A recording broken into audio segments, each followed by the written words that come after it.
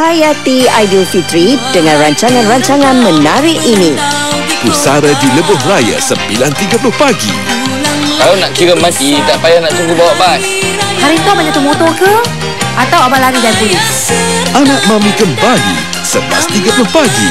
Lah, ni abang takut sangat ke mak? Mak je yang tak takut dengan abang tau. Yang hampir ikut pesen Planet LDA pasal apa? Semerah Cinta Stiletto 2 petang. Jalan tergedik-gedik, kekang sana, kekang sini. Kau ingat aku ni senang kena bully ke? Apa? Kau nak gaduh? Aduh, ambil kau. Konsert DJ Dave Journey Through Song 6 petang.